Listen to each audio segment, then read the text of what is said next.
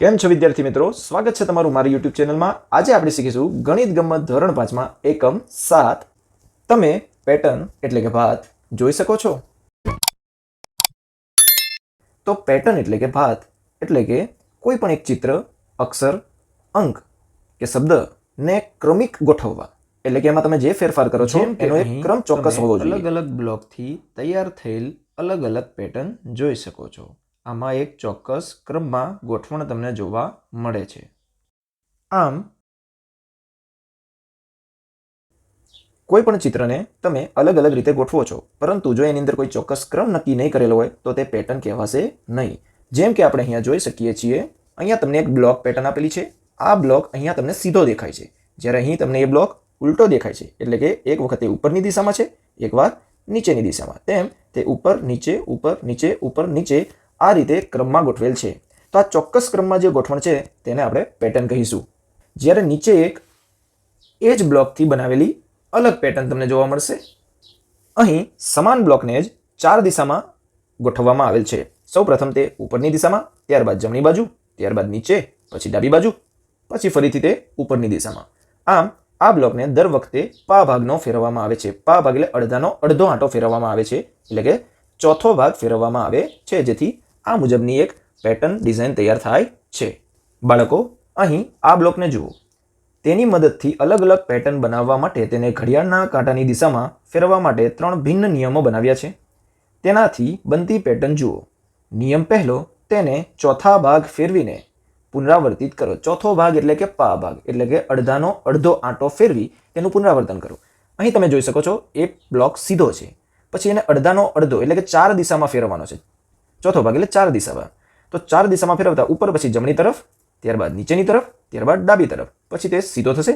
એ જ પ્રમાણે આ ક્રમ કન્ટિન્યુ રહેશે, પછી તે જમણી તરફ જશે। નિયમ 2 છે, તેમાં અડધો આંટો ફેરવી અને પુનરાવર્તિત કરો। બાળકો, અડધો આંટો જો આપણે તેને ફેરવીએ તો તે અત્યારે સીધો છે, ત્યારબાદ તે ઉલટું થઈ જશે। તે ફરી સીધું થશે, ફરી ઉલટું, સીધું, ઉલટું, આ પ્રમાણે એનો ક્રમ આગળ ચાલુ જ રહેશે। ત્રીજો નિયમ અહીંયા છે, તેને પોણો આંટો ફેરવીને પુનરાવર્તિત કરો, એટલે કે પોણો ભાગ ફેરવવાનો છે। એટલે કે 4 દિશામાંથી 3 દિશામાં એક સાથે, જેમ કે અહીંયા ઉપર છે તો તેને એક સાથે 3 દિશા ફેરવતા તે જમણી તરફ, નીચેની તરફ અને ત્યારબાદ ડાબી તરફ આવીને ઊભું રહેશે। અહીંથી 3 દિશામાં જો આપણે એને ફેરવીએ 3 બાજુ, તો તે સૌપ્રથમ ઉપર જશે, ત્યારબાદ જમણી તરફ અને ત્યારબાદ નીચે આવીને તે ઊભો રહેશે। આને એ જ રીતે એક સાથે 3 દિશામાં ફેરવતા તે સૌપ્રથમ ડાબી તરફ જશે, ત્યારબાદ ઉપર જશે અને એ પછી જમણી તરફ આવશે। એને 3 દિશામાં ફેરવતા તે સૌપ્રથમ નીચે, પછી ડાબી અને પછી સીધો થઈ જશે। આ પ્રમાણે તે આગળ વધતો રહેશે। પોણો આંટો ફેરવતા આપણે પેટર્નમાં એક બીજું પણ જોઈ શકીએ છીએ કે તે ઘડિયાળના કાંટાથી ઉલટી દિશામાં ચોથો ભાગ ફરે છે। એટલે કે તમે જોઈ શકો છો કે પોણો આંટો ફેરવતા તે ડાબી તરફથી એક દિશામાં ફરે છે। આપેલ પેટર્નનો નિયમ તમારે જાણવાનો છે અને ત્યારબાદ એ નિયમ પ્રમાણે આગળના ચિત્ર તમારે જાતે દોરવાના છે। તમે અહીંયા જોઈ શકો છો કે આ જે વર્તુળ છે એની આ લીટી છે ને તે ખૂણામાં જાય છે, પછી તે સીધી દિશામાં જાય છે, ત્યારબાદ પાછું ખૂણામાં જાય છે, એટલે કે આ દિશાઓમાં પણ જાય છે અને ખૂણાઓમાં પણ જાય છે। આમ આ કુલ 8 બાજુ ફરે છે। તો બાળકો, આગળ ક્રમમાં એને લઈ જતા તે પહેલાં તો ડાબી તરફ ખૂણા ઉપર, ત્યારબાદ સીધી, પછી જમણી બાજુ ખૂણા ઉપર, ત્યારબાદ જમણી દિશામાં અને ત્યારબાદ જમણી બાજુ નીચેની તરફ ખૂણામાં આ રીતે બનશે। આગળ જોઈએ તો એનની પેટર્ન છે। એન અહીંયા પહેલાં સીધો છે, પછી જમણી તરફ, પછી ઊંધો થયો, હવે ક્યાં આવશે? ડાબી તરફ, પછી ફરી સીધો થશે। એનને તમે સીધો રાખો કે ઊંધો રાખો, બંનેમાં તે સમાન જ દેખાય છે। એ જ રીતે તેને ડાબી તરફ ફેરવો કે જમણી તરફ, એ આ રીતે જ દેખાય છે। તો બાળકો, એનની પેટર્ન તમને કંઈક આ મુજબ જોવા મળશે। બાળકો, સી પેટર્નમાં અહીંયા તમને ત્રિકોણ આપવામાં આવેલા છે। ત્રિકોણમાં અહીંયા ઉપરની તરફ 4 ટપકા અને નીચે એક ટપકું છે। હવે એ ટપકું આ ખૂણામાં આવી ગયું અને પેલા 4 ટપકા હતા તે આ બાજુ આવી ગયા। હવે 4 ટપકા આ બાજુ આવશે અને એક ટપકું અહીંયા જશે। તો આ ત્રીજા ભાગનો ફરે છે। કહેવાનો મતલબ ત્રિકોણની 3 બાજુઓ છે અને ત્રણેય બાજુ એક એક વાર તે ફરે છે। પહેલા ઉપર ગયા, પછી જમણી બાજુ, પછી ડાબી બાજુ, હવે ફરી પાછા 4 ટપકા ઉપર આવશે, ત્યારબાદ તે જમણી બાજુ આવશે। તો બાળકો, ત્રિકોણ પેટર્નને આગળ વધારતા તે કંઈક આ મુજબ તમને દેખાશે। હવે અહીંયા એક વર્તુળમાં પેટર્ન આપેલી છે, જેમાં નીચે આપેલો 2 રંગનો ચોરસ અહીંયા નીચે છે, ત્યારબાદ તે ડાબી તરફ ગયો, ત્યારબાદ તે ઉપર ગયો। કહેવાનો મતલબ એ છે કે ઘડિયાળની દિશામાં પા ભાગ ફરે છે। તો બાળકો વર્તુળ પેટર્ન કંઈક આ રીતે તમને જોવા મળશે. ત્યારબાદ નીચે એક એફની પેટર્ન આપેલી છે, જેમાં તમારે ખરો વિકલ્પ શોધવાનો છે. અહીંયા એફ પહેલાં સીધો છે, પછી ખૂણામાં જાય છે, પછી આડો થાય છે. એનો મતલબ કે ચારે દિશા અને ચારે ખૂણામાં ફરશે તો કુલ 8 ભાગ ફરશે, 8 દિશામાં. સીધો, ત્રાસો, આડો, નીચે ત્રાસો, હવે સીધો ઉલટો થઈ જશે, ઊંધો. એટલા માટે આ એફ તમારો યોગ્ય સાચો વિકલ્પ રહેશે, જે તમારે અહીંયા દોરી લેવાનો રહેશે. ચાલો આગળની પેટર્ન જોઈએ. અહીંયા નીચે આપણને એલ અને પીની પેટર્ન આપેલી છે. તેમાં પણ તમે જોઈ શકો છો કે સૌથી પ્રથમ એલ સીધો છે, ત્યારબાદ તે ત્રાસો થાય છે, એટલે કે અડધાના અડધાનો અડધો, બરાબર? એટલે કે કુલ 8 દિશામાં ફરે છે. તો બાળકો આ પ્રમાણે તમારે એલની પેટર્ન આગળ વધશે અને આ મુજબ તમારે પીની પેટર્ન આગળ વધશે. બાળકો અહીંયા આપણને અલગ અલગ 4 પેટર્નો આપેલી છે અને ચારે પેટર્ન માટે આગળનો ક્રમ કયો આવશે તે અહીંયા આપણને પાછળ વિકલ્પ સ્વરૂપે આપેલ છે. તો તેમાંથી સાચો વિકલ્પ પસંદ કરી આપણે તેની નીચે ખરાની નિશાની કરીશું અને અહીંયા તમે જ્યાં લાઈન જોવો છો ત્યાં તમારે એનો નિયમ લખવાનો છે. તો સૌ પ્રથમ આપણે એ પેટર્ન જોઈએ. તો અહીંયા તમે જોઈ શકો છો કે કલર પહેલાં સીધો હતો, પછી તે ડમરું ત્રાસું થયું છે, ત્યારબાદ તે આડું. કહેવાનો મતલબ આ 8મો ભાગ 8 દિશામાં ફરે છે, એટલે કે 8મો ભાગ મુજબ ઘડિયાળના કાંટાની દિશામાં ફરે છે. તો હવે આના પછી તે ત્રાસું નીચેની તરફ જશે, એટલે આ એક ખરો વિકલ્પ રહેશે તમારી માટે. તો અહીંયા આપણે નિયમ લખ્યો કે 8મો ભાગ ફેરવીને પુનરાવર્તિત કરો. અહીંયા તમને લાલ ભાગ આ ખૂણામાં દેખાય છે, ત્યારબાદ લાલ ભાગ તમને સીધો આ ખૂણામાં ગયો છે, ત્યારબાદ તે આ ખૂણામાં. આ ફક્ત ખૂણામાં જ ફરે છે, એટલે કે દર વખતે ચોથો ભાગ ફરે છે. તો નિયમ બનશે ચોથો ભાગ ફેરવીને પુનરાવર્તિત કરો અને ચોથો ભાગ ફેરવતા તમારે આ વિકલ્પ સાચો રહેશે. હવે અહીંયા એકવાર સીધું છે, ત્યારબાદ તે જમણી તરફ ઝૂકે છે, પછી તે ઉલટું થાય છે. આ પેલા એન જેવી પેટર્ન છે. અને સીધું રાખો કે ઊંધું રાખો આ એક સમાન જ દેખાય છે, તેમજ ડાબી તરફ કે જમણી તરફ રાખો તે સમાન જ દેખાશે. એટલે આ પણ ચોથા ભાગનું ફરે છે. આમ ચોથા ભાગનું ફેરવીને પુનરાવર્તિત કરો અને આ વિકલ્પ ખરો રહેશે. અહીંયા તમે જોઈ શકો છો કે આ જાળીદાર ભાગ છે એ સીધો આ બાજુ આવી ગયો. ઉલટી દિશામાં ફરવું એટલે પોણો ભાગ ફરે છે. હમણાં આપણે એક પેટર્ન એવી જોઈ હતી, બરાબર છે? તો નિયમ લખી નાખશું, પોણો ભાગ ફેરવી પુનરાવર્તિત કરો અને આ તમારો ખરો વિકલ્પ રહેશે. તો અહીં બાળકો આપણને જોવા મળે છે કે જે નિયમ મુજબ નથી તે પેટર્નને તમારે નિશાન કરી અને શોધવાની છે. જેમ કે અહીંયા ઉપર છે, ત્યારબાદ નીચે, ઉપર, નીચે, ઉપર, પછી નીચે આવવું જોઈએ, એના બદલે આ ઉપર જ રહી ગયું છે. તો આ અલગ વસ્તુ છે, જેને આપણે ગોળ સર્કલથી દર્શાવી દઈશું કે આ ભાઈ અલગ છે. તો હવે આગળ જોઈએ તો છત્રીની પેટર્ન છે, જે જમણી તરફ, ત્યારબાદ નીચે, ત્યારબાદ ડાબે, ત્યારબાદ ઉપર. તો હવે જમણી તરફ, ત્યારબાદ તે નીચે જવી જોઈએ, એના બદલે તે ઉપર જાય છે, એનો મતલબ આ ખોટી વસ્તુ છે. તો આને પણ આપણે સર્કલથી દર્શાવી દઈએ. અહીંયા સમડીની પેટર્ન છે, તમે જોઈ શકો છો. પક્ષી સૌપ્રથમ ઉપર જાય છે, ત્યારબાદ ફરી ઉપર, ત્યારબાદ ફરી ઉપર, પછી નીચે, ઉપર, નીચે. અચ્છા, તો આ ઉપર નીચે છે. તો અહીંયા નીચે છે, ઉપર, નીચે, ઉપર. આ નીચે હોવું જોઈએ, એના બદલે ઉપર જાય છે. તો એ અલગ વસ્તુ છે, જેને આપણે દર્શાવી દઈએ. અહીંયા આપણે જોઈએ તો વાદળી, પીળું, વાદળી, પીળું, વાદળી, પીળું, વાદળી. તો આ તો સાહેબ સમાન જ છે બધું. અરે ના ભાઈ ના, અહીંયા વાદળી તો બધા સમાન છે, પણ પીળાની અંદર આ જે છે ને તે બદલાઈ ગયું છે. તમે જોઈ શકો છો અંદરનો ભાગ બદલાઈ ગયો છે. તો આ ત્રિકોણ છે તે અલગ છે, બરાબર છે? હવે આવે છે જાદુઈ ચોરસ. જાદુઈ ચોરસ, એમાં વળી શું જાદુ છે ચાલો જોઈએ. તો જાદુઈ ચોરસમાં પહેલો જે ચોરસ છે એની અંદરનો નિયમ શું છે? બાજુમાં આપેલ ચોરસને પૂર્ણ કરવા માટે 46 થી માંડીને 54 સુધીની સંખ્યાનો ઉપયોગ કરો. અને નિયમ શું છે? દરેક હારનો સરવાળો ભાઈ 150 થી વધારે કે ના ઓછો થવો જોઈએ, ફીટ 150 જ થવો જોઈએ. તો ચાલો શું વાર છે? તો વાત કરી દઉં કે 3 ખાનામાં 150, એટલે 3 ખાનામાં જો 50-50 જેટલું થાય તો 50 ને 50 100 ને 50 150 થઈ જાય. પણ 50 તો એક જ વાર આવે, એટલે એ તો શક્ય નથી. પરંતુ આપણે 3 ખાનાને 50 જેટલા બનાવવાનો પ્રયત્ન કરીશું. એ કેવી રીતે? ચાલો જોઈએ. જેમ કે અહીંયા 49 છે, એટલે 50માં 1 ઓછો, અને અહીંયા 47 છે, એટલે 50માં 3 ઓછા. તો આમ આને આપણે જો 3 ને 50 બનાવવા હોય તો અહીંયા 1 અને અહીંયા 3, કુલ 4 50માં ઓછા છે. તો અહીંયા આપણે જે સંખ્યા લખીએ એ 50માં 4 વધારીને લખી દઈએ. એટલે કે જો આપણે અહીંયા 54 લખીએ તો આ 3 ને 3 50 જેટલા થઈ જશે, તો આ 150 પણ થઈ જશે, બરાબર ને? એ જ પ્રમાણે અહીંયા જોઈએ તો અહીંયા 47 એટલે 50માં 3 ઓછા, અહીંયા 52 એટલે 50માં 2 વધારે. અહીં 3 ઓછા હતા, અહીંયા 2 વધારે છે, તેમ છતાં પણ 1 ઓછો રહે છે. તો અહીંયા 50માં 1 વધારીને 51 લખી દઈએ, તો થઈ જશે બધાય 50 જેટલા. તો આ લાઈનનો સરવાળો પણ 150 થશે. એ જ મુજબ અહીંયા 50માં 1 વધારે છે, પણ અહીંયા 50માં 4 ઓછા છે, બરાબર ને? તો 1 વધારે અહીંયા છે એટલે 3 ઓછા રહી ગયા. તો અહીંયા 50માં 3 વધારીને આપણે 53 લખીશું, જેથી તે બધા જ લાઈનમાં 50 ગોઠવાઈ જશે. અહીંયા 54 છે, અહીંયા 46 છે, અહીંયા 4 ઘટે છે 50માં, જ્યારે અહીંયા 50માં 4 વધે છે, તો બંને 50 જેટલા જ છે. તો હવે અહીંયા આપણે ફક્ત 50 જ લખીશું. તો ત્રણેય 50ના જેટલા જ બની ગયા. આ 4 અહીંયા આપી દે, આ 50, આ પણ 50 ને આ પણ વધશે ખાલી 50 અને થઈ જશે 150.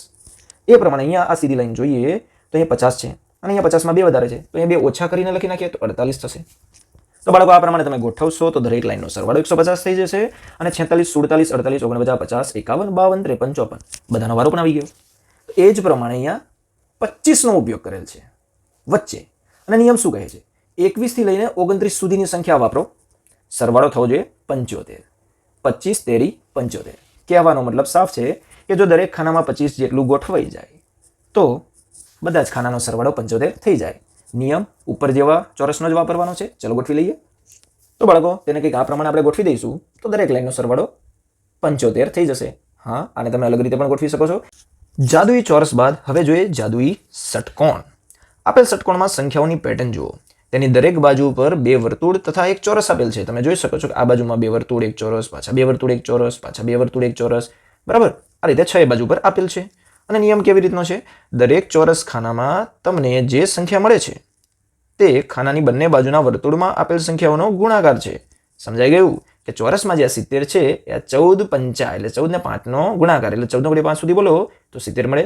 એ જ રીતે 14 સત્તા 98, 10 સત્તા 70, 10 દુ 20, 13 દુ 26, 13 પંચા 65. સમજાઈ ગયું? ચલો આગળ વધીએ. તો બાળકો અહીંયા તમે જોઈ શકો છો કે 5 ગુણ્યા 13 એટલે અહીંયા 65 થયા, અહીંયા 70 થયા. તો ભાઈ 70ની કયા 70 છે? તો વાદળી કલરના. તો વાદળી કલરના 70ની બંને બાજુ કોણ છે? 7 અને 10. તો આપણે અહીંયા લખી નાખીશું 7 અને પિંક ખાનામાં છે 10. બરાબર. એ જ પ્રમાણે નીચે જે તમને અહીંયા 2 ષટકોણ આપેલા છે એ ષટકોણમાં તમારે ખૂટતી સંખ્યા લખવાની છે. જેમ કે 11 અને 9 નો ગુણાકાર કરીએ તો શું આવે? તો 11 9 99 આવે. તો આપણે અહીંયા 99 લખી દઈએ. એ જ રીતે કોનો ઘડિયો 9 સુધી બોલું તો 108 આવે. તો 12 9 108. એ જ રીતે 12 સત્તા કેટલા થશે? તો કે 84 થશે. એ જ રીતે 17 સત્તા કેટલા થશે? તો કે 119 થશે. એ જ રીતે 17 છક કેટલા થશે? તો અહીંયા થશે 102 અને 11 છક અહીંયા 66. તો એ જ પ્રમાણે અહીંયા પણ 13 છક 78 થશે, 13 અઠા 104 થશે, 6 ચોક 24, 16 ચોક 64 થશે. એ જ પ્રમાણે 16 અઠા અહીંયા 128 થશે અને 8 8 64 થશે. તો આ પ્રમાણે તમે એને પૂર્ણ કરશો. આગળ વધીએ. સંખ્યાઓ અને સંખ્યાઓ. બાળકો અહીંયા તમે જોઈ શકો છો કે 24 19 37 છે. આ બાજુ 37 24 19 છે અને વચ્ચે બરાબરની નિશાની છે. શું તેઓ સમાન છે ખરા? આ 24 19 અને 37 ને તમે જો આડાવડા ક્રમમાં ગોઠવી દો પરંતુ સરવાળામાં જ, તો શું જવાબમાં કોઈ ફેર પડશે? નહીં પડે. તો તે બંને સમાન જ કહેવાશે. એ જ પ્રમાણે અહીંયા આ બાજુ 215 120 અને 600 છે. તો આ ત્રણેયનો ક્રમ ભલે આડાવડો થઈ જાય પરંતુ પેલી બાજુ પણ એ 3 જ હોવા જોઈએ. તો 600 215 120 અહીંયા ક્રમ ફરી ગયો છે પરંતુ તેઓ સમાન જ છે બંને બાજુ. આ રીતે અહીંયા ખાલી સ્થાનની પૂર્તિ કરવાની છે તમારે. જેમ કે 14 આપેલા છે, પછી 2 સ્થાન ખાલી છે જે આ બાજુ જોઈ તમે લખી શકો છો. જેમ કે એક 34 અને 20 બાકી રહી ગયા છે જે આપણે અહીંયા લખી દઈશું. તો આ પ્રમાણે 34 અને 20 પણ આપણે આ બાજુ લખી દઈશું. અહીંયા તમે જોઈ શકો છો કે અહીંયા 2 સ્થાન ખાલી છે અને એ 2 સ્થાન ઉપર અહીંયા 65 અને 80 આવશે. જ્યારે અહીંયા એક જગ્યા ખાલી છે જે આ બાજુ 42 છે તેને આપણે આ બાજુ લખી લઈશું અને 65 અને 80 આ બાજુ. તો બંને બાજુ સમાન અંકો થઈ જશે. એ પ્રમાણે અહીંયા 200 છે, 300 છે, 400 આ બાજુ છે જે અહીંયા આપેલા નથી તો આપણે લખી લઈશું અને 200 300 આપણે આ બાજુ પણ લખી લઈશું. તો બંને તરફ બરાબરની બંને બાજુ સમાન અંકો હોવા જોઈએ સરવાળામાં. બરાબર છે. એનો ક્રમ આડાવડો થઈ જાય તો વાંધો નથી. એ મુજબ અહીંયા ડીમાં તમારે જાતે એક કોઈ પણ બનાવવાનું છે. એ આપ પોતાની રીતે જાતે બનાવશો. તો શું અહીંયા ગુણાકારમાં તમે જોઈ શકો છો કે 48 ગુણ્યા 13 છે અને બરાબરની આ બાજુ 13 ગુણ્યા 48 છે. હવે શું તે બંને સમાન રહેશે? જી હા. સરવાળા અને ગુણાકારમાં ક્રમ ફેરવવાથી જવાબમાં કોઈ ફરક પડતો નથી. ઓકે. આગળ છે એક સમાન ડાબેથી કે જમણેથી. એટલે કે એવી વિશિષ્ટ સંખ્યાઓ જેને તમે ડાબી તરફથી જોવો કે જમણી તરફથી, એટલે કે આગળથી જોવો કે પાછળથી, તમને એક સમાન જ દેખાશે. જેમ કે 121 આગળથી જોવો તો 1 2 1, પાછળથી જોવો તો પણ 1 2 1. હવે આવી બીજી સંખ્યાઓ કેવી રીતે મેળવી શકીએ? ચાલો જોઈએ. જેમ કે કોઈ એક સંખ્યા લો, આપણે અહીંયા લીધા 43. હવે તેને તમે ઉલટા ક્રમમાં ગોઠવો તેથી તે બનશે 34. 3 આગળ આવી જશે, 4 પાછળ. હવે બંનેનો જો સરવાળો કરીએ તો 3 ને 4 7, 4 ને 3 7, અને જે જવાબ 77 આપણને મળ્યો એ એક વિશિષ્ટ સંખ્યા બનશે, જેને તમે ડાબેથી જુઓ કે જમણેથી તે તમને 77 જ દેખાશે. આ પ્રમાણે આપણે હવે લીધા 48. 48 ને આપણે ઉલટા કરશું તો આટલો આગળ અને ચોગડો પાછળ. આનો આપણે સરવાળો કરીએ તો 8 ને 4 12 નો બગડો વધી 1 થશે, 4 ને 1 5 અને 8 13. આમ મળશે આપણને 132, જે વિશિષ્ટ સંખ્યા નથી. પરંતુ આમાં વિશિષ્ટ સંખ્યા બનાવવા માટે આપણે આને ફરીથી ઉલટા કરીને ગોઠવશું તો 132 અહીંયા અને ત્યારબાદ બગડો આગળ, તગડો ત્યાં ને ત્યાં, એકડો પાછળ. હવે જો એનો સરવાળો કરીએ તો 363 મળ્યા. એ એક આપણને વિશિષ્ટ સંખ્યા મળી છે, જેને ડાબેથી જુઓ કે જમણેથી જુઓ તે સમાન જ દેખાય છે. તો આનાથી આપણે શીખ્યા કે ક્યારેક વિશિષ્ટ સંખ્યા મેળવવા માટે આપણે એક કરતાં વધારે વખત પણ સરવાળો કરવો પડે છે. તો હવે બાળકો તમે 28, 132 અને 273 ને પણ વિશિષ્ટ સંખ્યામાં પરિવર્તન કરવા માટે જાતે પ્રયત્ન કરશો. હવે 132 તો આપણે ઉપર કરી જ ચૂક્યા છીએ. તમે જોઈ શકો છો 132 ના ઉલટા કરીને. તો તમારે તો બાકી રહ્યું ખાલી 28 અને 273. હવે આપણે શબ્દોને વિશિષ્ટ રીતે લખીએ. જેમ કે અહીંયા એક વાક્ય છે, નો લેમન્સ નો મેલન. હવે જો તમે ડાબે તરફથી વાંચો તો આ રીતે વંચાય છે, અને જો આના જમણી તરફથી વાંચીએ તો ચાલો જોઈએ. નો આ એક શબ્દ, લેમન્સ, નો, મેલન. આ પ્રમાણે તેઓ વિભાજિત થઈ જશે. નો પછી લેમન્સ, નો, મેલન. કહેવાનો મતલબ આગળથી વાંચ્યું તો પણ એ, અને પાછળ જમણી તરફથી વાંચો તો પણ સમાન જ. તે જ રીતે નીચે સ્ટેપ નોટ ઓન પેટ્સ. હવે આને જો આપણે પાછળથી વાંચીએ તો સ્ટેપ આપણને મળવું જોઈએ. આ આખો એક શબ્દ છે સ્ટેપ. નોટ માટે થઈ આપણે આ ટી ને આની અંદર ફેરવી દઈશું નોટ. ઓન અલગ પડી જશે આટલું, આ બની જશે PETS પેટ્સ. હવે તમે તમારી જાતે એવા શબ્દ શોધો કે જે આગળથી અને પાછળથી વાંચો તો એક જ સમાન હોય છે. એવું જરૂરી નથી કે અંગ્રેજી શબ્દ હોવા જોઈએ, ગુજરાતી શબ્દ પણ શોધી શકો છો. આગળ વધીએ. લો ભાઈ, કેલેન્ડરનો જાદુ, ચોરસનો જાદુ, ષટકોણનો જાદુ, હવે કેલેન્ડરનો જાદુ. કેટલા જાદુ ભાઈ. નીચે આપેલ કેલેન્ડર જુઓ. ચલો ભાઈ જોઈએ. આપણે કેલેન્ડરમાં 3x3 એટલે કે 3 આડા અને 3 ઊભા અંકોનું એક ચોરસ બનાવવાનું છે, બરાબર. અને કેટલાક જાદુ આપણે એમાં થતા હોય છે તે જોઈએ, બરાબર. જેમ કે એક ચોરસ આપેલો છે જેમાં 3 4 5 10 11 12 17 18 અને 19. અરે ભાઈ, આ તો આપણે પેલા જાદુઈ ચોરસ જેવું જ છે. હવે જોઈએ તો કે સૌથી નાની સંખ્યા લો, જે આમાં 3 છે. એમાં 8 ઉમેરો જેથી તમને 11 મળશે, એટલે વચ્ચેની સંખ્યા છે. હવે એને ગુણ્યા 9 કરો ને તો તમારો જવાબ આવશે 99. પણ આ રીતે 99 શોધવા એના કરતાં તો ઇઝી છે કે ભાઈ ખાનાના મધ્યમાં આવેલ સંખ્યા લો, એટલે કે 11 જે વચ્ચોવચ્ચ છે, અને ડાયરેક્ટ સીધા ગુણ્યા 9 કરી દો તો પણ તમને 99 મળી જશે. એ કેવી રીતે? ચાલો જોઈએ. તમે હમણાં તમને કીધું કે આપણે પહેલા એક જાદુઈ ચોરસો 2 જોઈ લીધા, જેમાં વચ્ચે 11 છે અને તેની દરેક બાજુની સંખ્યા 11 જેટલી જ છે. અહીંયા એક વધારે છે 11 થી, એક કાઢીને આને આપી દઈએ તો 3 11 બની જશે, બરાબર. હવે આમ ઊભી લાઈન જોઈએ તો અહીંયા 7 વધારે છે, સોરી 7 ઓછા છે, અહીંયા 7 વધારે છે, આમાંથી કાઢીને આને આપી દો તો આ 3 11 બની જશે. અહીંયા તમારે 6 ઘટે છે, જ્યારે આ બાજુ 6 વધારે જ છે, તો 17 માંથી 6 કાઢો એટલે અહીંયા 11, અને 6 5 ને આપી દો તો 5 ને 6 11. એ જ રીતે અહીંયા 8 ઘટે છે, જ્યારે અહીંયા 11 માં 8 વધારે છે, તો 19 માંથી 8 કાઢું તો 11 વધશે, અને એ 8 આ 3 ને આપી દો તો એ પણ 11 બની જશે. આમ 99 સંખ્યાઓ 11 બની જશે, અને 9 વખત 11 એટલે 11 9 99. સમજાઈ ગયું? ચલો આપણે એક બીજો ચોરસ આવી રીતે બનાવી જોઈએ અને એનું પણ કરી જોઈએ. તો બાળકો, અહીંયા મેં આગળ એક ચોરસ બનાવ્યો છે જેમાં વચ્ચે 9 છે, બરાબર છે. તો આ બધા 9 જેટલા જ કહેવાય. 9 9 81 થવા જોઈએ, બરાબર ને. તો આ બધાનો સરવાળો 81 થાય. એ કેવી રીતે? તો આ નિયમ જ જો આપણે વાપરીએ તો સૌથી નાની સંખ્યા 1, એમાં 8 ઉમેરો તો 9, અને 9 ગુણ્યા 9 કરી દો તો 9 9 81. 9 ગુણ્યા 9 શા માટે? કારણ કે અહીંયા 9 સંખ્યાઓ આપેલી છે, આ બધા 9 જ છે. જોઈ લો, આ 10 માંથી 1 કાઢો 9 બનશે, 1 આને આપી દો તો એ પણ 9, આ તો 9 છે જ.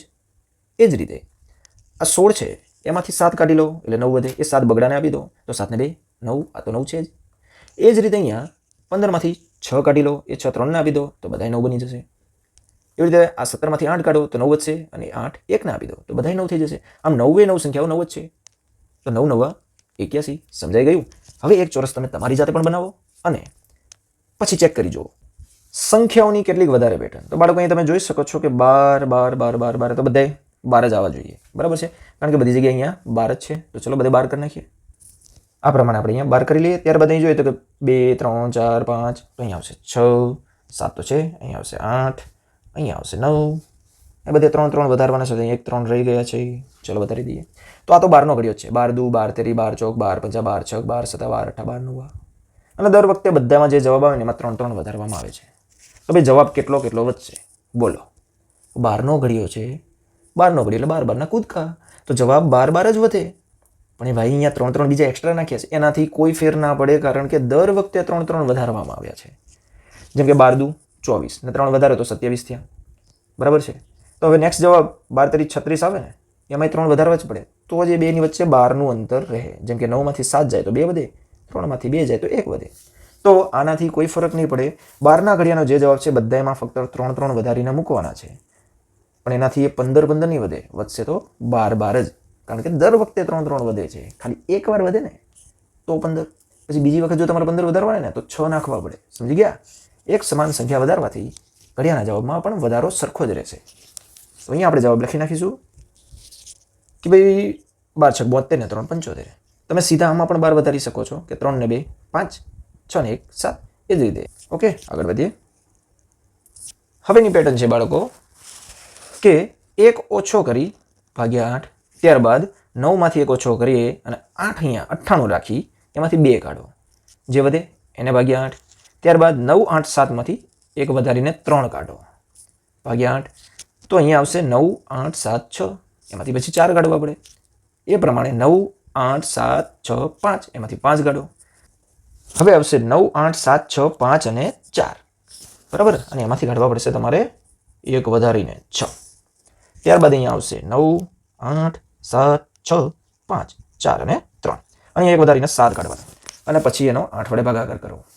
તો અહીંયા પણ એક પેટર્ન તમને દેખાય છે. પહેલા 1 આવ્યો જવાબ, પછી 1 ને 2 12, પછી 1 2 3. તો હવે આવશે 1 2 3 4. નહીં, ચેક કરો પછી જ લખી શકાય. જેમ કે આપણે ચેક કરીએ. 9માંથી 1 જાય તો 8 વધે અને 8 ભાગ્યા 8 1 વધે. એ જ રીતે 98માંથી 2 કાઢો તો 96 વધે અને 96 ભાગ્યા 8 કરો તો 12 8 96 થાય. એટલે અહીંયા જવાબ 12. એ જ પ્રમાણે અહીંયા 987માંથી 3 કાઢ્યા તો 984 વધે. એને ભાગ્યા 8 કરો. ચલો જોઈએ ભાઈ. 984 ભાગ્યા 8. તો તમે જવાબમાં જોઈ શકો છો જવાબ આવશે 1 2 3. બરાબર છે. તો અહીંયા લખેલો જવાબ સાચો છે. હવે આની અંદરથી તમે 4 બાદ કરો તો 9872 વધશે. અને એને ભાગ્યા જો તમે 8 કરશો તો જવાબ આવશે 1 2 3 4. શું વાત છે? હવે આગળ અહીંયા જોઈએ તો 98765માંથી 5 કાઢીએ તો અહીંયા પાછળ 60 વધે. એટલે કે 98760. અને એને ભાગ્યા 8 કરીએ તો જવાબ મળશે 1 2 3 4 5. વાહ, પેટર્ન આગળ ચાલી રહી છે. આ મુજબ જો અહીંયા આપણે 6 કાઢીએ તો 54માંથી 6 જાય તો અહીંયા 48 વધશે. બાકી આગળનું એમને. અને એને ભાગ્યા જો આપણે 8 કરીએ તો તમે જવાબ જોઈ શકો છો 1 2 3 4 5 6. તો બાળકો આ પેટર્ન કામ કરે છે. ચલો લખી નાખીએ. તો આ પ્રમાણે તમે પણ કેલ્ક્યુલેટરથી ચેક કર્યા બાદ આ રીતે જવાબ પૂરી લેશો. ચલો સ્માર્ટ સરવાળો એટલે શું જોઈએ? તો અહીંયા તમે જોઈ શકો છો કે પહેલાં આપણે જે 100 એકડા હોય ને એની પ્રથમ લાઈનનો સરવાળો આપેલો છે. તો આ તો આપણને ખબર હોવી જોઈએ કે 1 થી 10નો સરવાળો કરીએ એટલે 55 થાય. ત્યારબાદ 11ની લાઈનનો સરવાળો, 21ની, પછી ત્યારબાદ 31ની લાઈન, પછી 41 51 61. તો સૌ પ્રથમ તો ખૂટતા અંક છે ને તમે પૂરી લો.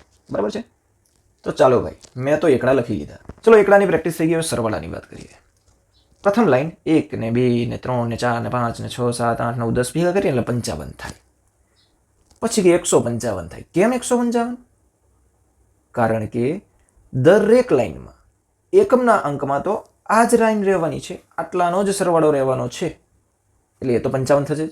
અને આગળ આવી ગયા બધા 1 દશક જે 10 વખત છે. અને દશક એટલે 10. આમ 10 વખત દશક એટલે એનો સરવાળો 100 થશે. 100 એ અને દર વખતે પાછળ તો કેટલા રહેવાના છે? 55. કારણ કે પાછળ તો એકમ જ રહેવાના છે. તો 100 અને 55 155. બરાબર. તો અહીંયા કેટલો થવો જોઈએ? તો અહીંયા 2 દશકની લાઈન છે. આ બગડો નથી. આ છે 20 20 20 20. આમાં 2 દશકની લાઈન છે અને એ 20 10 વખત છે જેથી તે 200 થશે. અને પાછળ તો પાછા આના આ જ એકમો લાગેલા રહેવાના છે દરેક લાઈનમાં. એના 55. તો આ થશે 255. તો અહીંયા આપણે નોંધીશું 255. તો આ રીતે જોઈએ ને તો અહીં જવાબમાં પણ એક પેટર્ન ક્રિએટ થાય છે. 55, ત્યારબાદ 100 વધીને 155, ત્યારબાદ ફરી 100 વધીને 255. તો હવે 355 આવવા જોઈએ કે નહીં? શા માટે? કારણ કે આ 3 દશકની લાઈન છે જે 10 વખત આવશે. 3 દશક 10 વખત 300 એ અને પછી પાછળના આ 10 આંકડાઓનો 55 સરવાળો.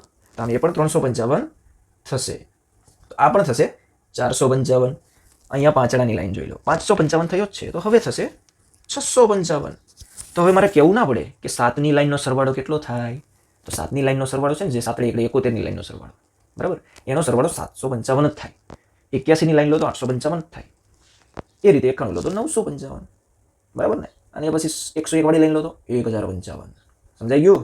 ચલો આગળ બતાવું. હવે ભાઈ આવ્યું અયુગ્મ એટલે કે એકી સંખ્યાઓ સાથે ગમત, બરાબર છે. અયુગ્મ એટલે એકી સંખ્યાઓ. તો અહીંયા એવી વાત છે કે પહેલી બે અયુગ્મ એટલે કે એકી સંખ્યાઓ લો તો પહેલી બે એકી સંખ્યાઓ 1 અને 3 એ બંનેનો સરવાળો કરવાનો. જવાબ આવ્યો 4. 4 કેવી રીતે બને? તો 2 2 4, બરાબર. પાછળ એનો આવી રીતે ગુણાકાર સ્વરૂપે દર્શાવવાનું છે. પછી દર વખતે એક એકી સંખ્યા વધારવાની. તો પછી 1 ને 3 તો 4 થયા હતા, 5 વધારો તો 9 થશે, બરાબર. તો એ 9 ક્યાં થાય? તો 3 તેરી 9. એ જ રીતે હવે 7 વધારો તો 9 ની અંદર સીધા 7 વધારવાના, કારણ કે આ 3નો સરવાળો તો 9 થયેલો જ છે. તો 9 ને 7 થશે 16, ચોકે 16, બરાબર. હવે 16 માં 9 નાખો તો હવે થશે 25. તો કે 5 પંચા 25. આપણે બોલીએ છીએ ને પાયો 25. પછી તમારે 11 ઉમેરવાના, તો 25 ને 11 થશે 36. 25 ને 11 શા માટે? ભાઈ 1 થી 9 સુધીના જે આ છે ને એનો તો 25 થયો જ, તો હવે 11 એમાં ડાયરેક્ટ નાખી દઈએ તો 36 થાય. તમને વિશ્વાસ ના હોય ને તો આ રીતે પણ સરવાળો કરીને ચેક કરી લેજો. હો, અને 36 થાય 6 છક, આપણે કહીએ 6 6 36, બરાબર. હવે તમે એમાં આગળની એકી સંખ્યા 11 પછી 13 આવે, એ 13 નાખશો તો અહીંયા થશે 49. ડાયરેક્ટ 36 માં જ હું તો ઉમેરી દઉં, તમે ઈચ્છો તો સરવાળો કરી શકો છો. 49 તો કે 7 7. હવે આવ્યું અજ્ઞાત સંખ્યાઓ. આ એક રમત છે જેમાં બંનો અને વિનોદ આ રમત રમી રહ્યા છે. તેઓ બંને છે ને વારાફરતી એક સંખ્યા ધારે છે. પછી એ સંખ્યા ધારેલી કઈ સંખ્યા છે એ શોધવા માટે તેઓ થોડા થોડા સંકેત આપે, એટલે કે થોડી હિન્ટ આપે છે. અને એના આધારે તેઓ એ સંખ્યાની નજીક જઈ અને તે કઈ સંખ્યા હતી તે શોધે છે. શું તેમણે ધારેલી સંખ્યા આપણે શોધી શકીએ? એ લોકો જો હિન્ટ આપતા હોય તો આપણને શું વાંધો છે, આપણે ગોતી લઈશું. ચાલો ચાલો. તો ભાઈ જો તેમને જે સંખ્યા ધારી છે ને તે 100ના અડધા કરતાં મોટી છે. 100ના અડધા કેટલા થાય? 50. એનાથી તો મોટી છે, બરાબર. ઓકે.